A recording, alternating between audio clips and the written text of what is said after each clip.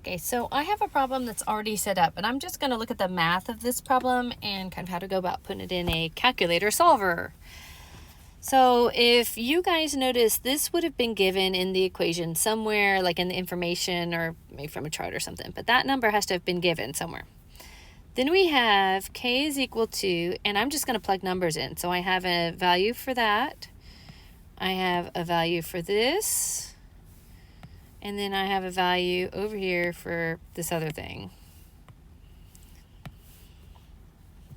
So I'm going to plug them in. X times x over 1.00 minus x equals 0.0211. So that's pretty easy right there. And I'm going to actually go ahead and put these x's together so that I have x squared, because I think that's easier.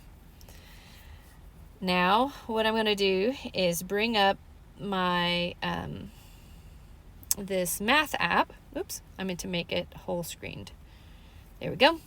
Get started.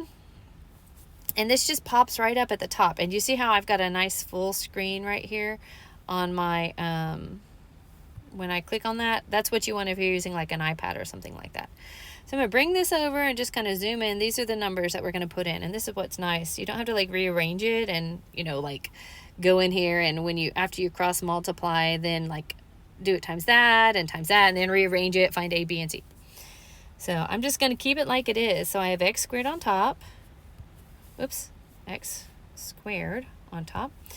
And then divided by parentheses. And I like how it has that little picture above so it can match better. You don't have to do 0.00, but minus x. I'm trying to match it so they look really good.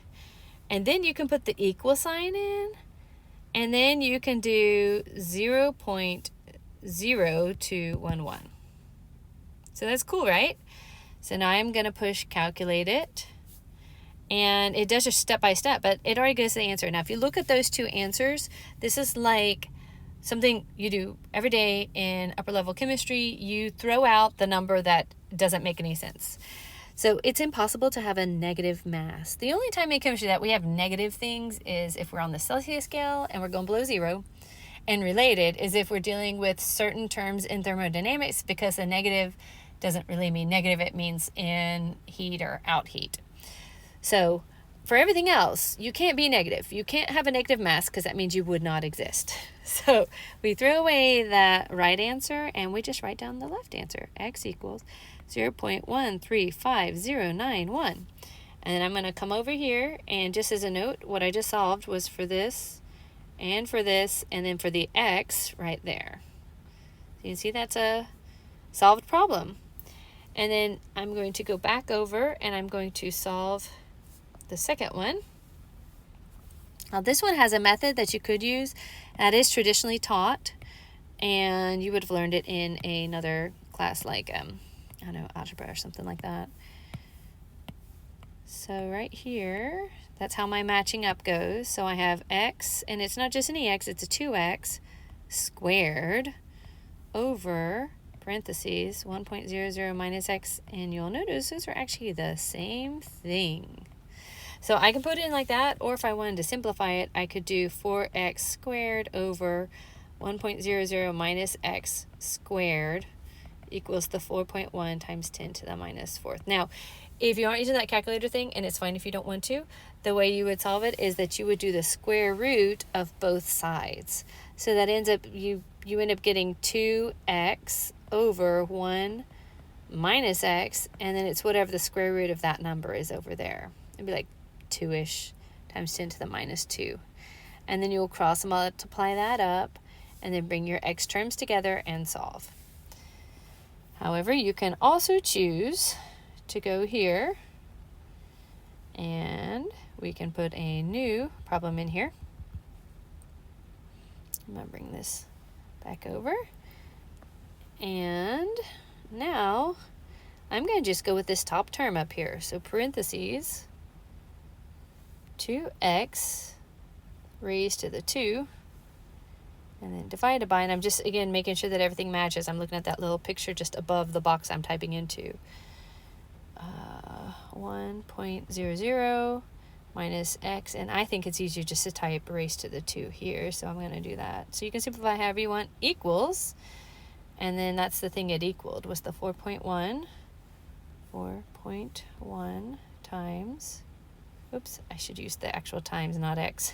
4.1 times 10 raised to the minus 4th. So let's see what happens when we calculate it and solve. Oh, it already solved it for us.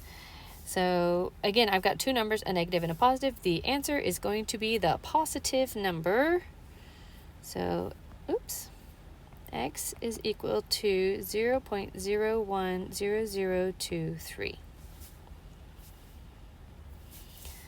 All right, now let's try this final one over here. Oops, again, I've got to do it in a certain way or it won't let me. I'm going to jump over here and I'm going to fill this one in. So I've got an x term. I've got another term there. And then I've got this. So that gives me x times x over 0.15 minus x equals 4.9 times 10 to the minus 10th. Now, you're going to come up with something that is recommended to do in the acid-base chapter. And the key part of this is that this is a very tiny k value. If you look up here, yeah, this is a smallish k value. And you look up here, that's not a small k value, but a really tiny. You see, that's the order of the 10th, especially compared to this number, like a factor of like 1,000 difference at least. There's a shortcut you can do, which will make the math easier, and it might not be worth it for you to type it in the calculator. So the shortcut is to say that your x is way smaller than your 0.15, and it's so small that it doesn't matter. So this is like saying that the x is probably going to turn out to be 0.000000001. When you subtract that from 0.15, that's not going to make much difference. So you end up with x squared over 0.15 equals 4.9 times 10 to the 10th. And then you can see how this math is a lot easier this way. 4.9 times 10 to the minus 10th times 0.15. So you would just solve that and then take the square root of it.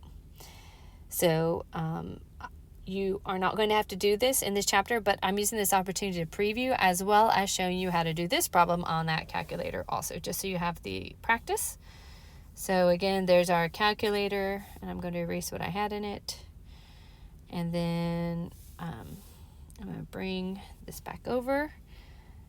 And here's this problem right here. So I can say x squared divided by parentheses 0.15 minus x parentheses equals 4.9 times 10, oops, there we go, 10, raised to the negative 10th, and then when I grab that, I've got that number, and do you see how small x is? It is true, 0.12345, that number compared to this number is way super small, and that only happens, again, when this exponent is really small, and it makes this number at least like a factor of 1,000 off from that number. But again, you can just put in the calculator and you've got it solved.